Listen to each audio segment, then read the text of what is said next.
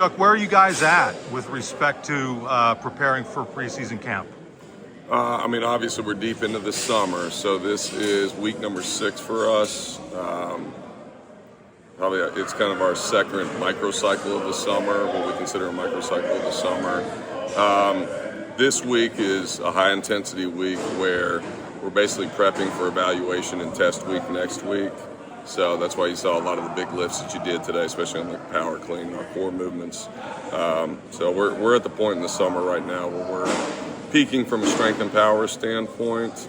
We're going to evaluate the guys next week just to see what we've done over this cycle, and then we'll be ready for fall camp. Can I ask about Vega? What was the plan for him this year? Because he seems like a guy that's kind of transformed himself from last year. What was the plan for Vega? Yeah. The plan is for him to be an All-American football player this year. But Venga's big thing has always been movement efficiency. He is a big, dense individual. He's always been around 330, 335 in body weight. So efficiency was a big thing for him this offseason. Actually wanted to bring him down a little bit more in the 325 range. We feel that he moves better at that weight. He's always going to be big. He's always going to be strong, be able to push people off the ball. But that was probably priority number 1 with him. And then on top of that, him cultivating himself and being a leader on this football team. And he's always been a leader from the standpoint of he's been a great example guy. But part of his challenge during the offseason and during the summer months has been to insert himself, vocally, and take charge and separate himself as one of the leaders in that group, and really honestly on the offense too, not just his group. I mean, he's got enough crossover from a team-wide standpoint to where he can pretty much step into any situation and be an extension of the coaching staff. You've just got Daniel Jennings in here. What's the profile on him, and also what can you take from the experience with Max last year that you can kind of replicate with Daniel in this situation? Well, anytime we get a guy, an early enrollee like that, especially in Daniel's case, where he reclassified. I mean, he's super young for a college kid. It just depends on where his baselines are. I look at him and I look at the way he did his baseline testing and performed for us. He reminded me a lot of a Zane or an ex-Gilliam when they first came in. Same body type, similar measurables, similar outputs from a performance standpoint. We're not in a rush to get anything done. We're just going to kind of slow cook him, see how he responds to the training stimulus that we're putting on him, and we'll go from there. So with him, we're not in a rush to do anything. We're just going to take our time with Daniel. Yeah. This could be the last time we talk to you about Nick Singleton. Can you talk about how he's developed? He was pretty well developed when he came in, as I recall. And can you kind of quantify kind of where he is in the pantheon of great workout guys that you've had, because you've had so many? You're exactly right. I mean, he did come in with such high baselines that those guys are a little bit more challenging. Because anytime, like, let's say you get a lift like a power clean, okay? The kid comes in and he power cleans 365 pounds right out of the gate. Well, people say, well, why can't he put on 40 pounds like everybody else does in 2 years? Well, the difference between 225 and 275 is quite different than 365 and 405. But, I mean, that's why we get paid to make, adjustments to his program. I'm happy just because his jumps haven't been as large as some of these other developmental guys on the team. I get super excited about when we're able to shave 500s off of his 40. I get excited about us being able to put 5 pounds on his power clean, 10, 15 pounds on his squat. You just have to look at, kind of take a step back, put it into perspective what it is, but I get excited about it. And we've been able to do all those things with Nick. He's been a steady progressor throughout his career here. He's managed to stay healthy, which I'm super happy about and I'm very pleased with. Knock on wood. Yeah, and it's a testament to him too and his work ethic in here and his consistency, because he has been one of the most consistent guys in the program ever since he stepped foot. You had 2 spring transfer additions in Martin Camp. What were the baseline on those guys when they got here, and what do you want to get accomplished with them for the preseason camp? I mean, priority number one is just to get them comfortable within our team and getting them fit into our culture. That's always going to be priority number one for us. You know, we knew who they were from an athlete standpoint, athletically. We knew what their capabilities were, both of them. Pena, you know, I knew that we could make jumps in speed and his ability to be dynamic on the field. You know, I watched his film. I saw what his baseline measurables were when they first came in, and we've been able to increase his outputs on everything this summer. So I'm really excited to see where he tests out next week. I think he's going to test really well. But and then the same thing with Amari. Amari was in a little bit different situation, combo position player. Probably came in a little bit more under-conditioned than Pena. So what I'm excited about Amari is that he's been able to put 5-6 pounds on since he's been here, but he's also been able to drop points off of his body fat percentage. So again, it goes back to movement efficiency and economy for our guys. I'm happy with both of them. They fit in well with the culture. From a performance profiling standpoint, I mean, they fit right in with the guys. So I'm happy with them. Who are some of the freshmen who've impressed you since arriving on campus? The new guys you're talking about, like just the summer guys? I tell you what, the whole group of new defensive ends is really impressive. Chaz Coleman, Cortez Harris. Who are my other ones in there? I'm forgetting one more. Chaz, Cortez, Kamaju. Oh, those guys. But those guys have been incredibly impressive. Just from a horsepower standpoint. Historically, when you stack them up historically to some of these guys who have come in at the same age, they're high output guys, and all of them have tremendous work ethics. They've done a great job. I've been really impressed with Malachi Goodman ever since he's been here this summer. I'm very happy with him. We knew he was a naturally talented kid, and it probably took him. What I like about Malachi is he's gotten better every week since he's been on campus. This thing was new to him when he first got here. Just the routine of everything, the day-to-day demands of everything. You know, it is a hard balance for these guys. But I've seen growth in him. I've seen, obviously, physical development. You know, those two are the defensive end groups and Malachi. I mean, they all jump. What did you change, or what did you have to change, or what did you learn at least about how long last season went and how you want to approach this year's training cycle to make sure the guys not only recovered from last year, but also get ready to take that on again?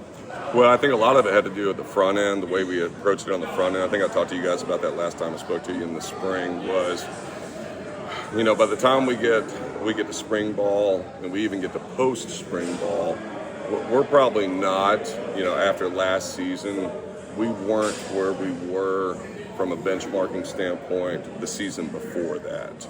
So my goal was, by the time we finished testing and evaluating in the summer, was for us to be ahead of schedule where we are. That's always my goal every July when we test and evaluate, is to be better than what we were the year before. So as long as we got to the point to where I felt good about it compared to the previous year, by that third week of July, then I was good. Now we had to do it a little bit different throughout the spring. That probably is where you would see the biggest differentiation between our program last year and this year. But from a summer cycle standpoint, once we really got into the thick of it in June, we were pretty much on schedule. We were in a really good spot. And I think a lot of it had to do with our management and the way we went around about spring ball this year. Credit to Coach Franklin, credit to all the coaches. We went into it, we had a great plan. We executed the plan from a management player load standpoint, and we came out of spring in a really good spot so that we could just kind of hit the ground running in the summer. Has Rojas been able to pick up where he kind of left off? James Rojas said he has should been be fantastic this summer. He's been fantastic. He's ready to go. I'm excited about the season he's going to have. What is success coming out of this program into camp? Like, overall, where do you want these guys to be before they get back on the field? Our priority number one during camp is you've got your practice opportunities to maximize up to game one. So my main objective is to have these guys ready from a physical standpoint to where they don't miss anything during fall camp. I got to bulletproof these guys to get them through fall camp because that time is so valuable from a football standpoint, a teaching standpoint, an install standpoint, that they can't miss anything because of some type of physical limitation. So my main objective is to get them build up their body armor, make them bulletproof going into camp so that we can get everything installed that we need to have a successful season.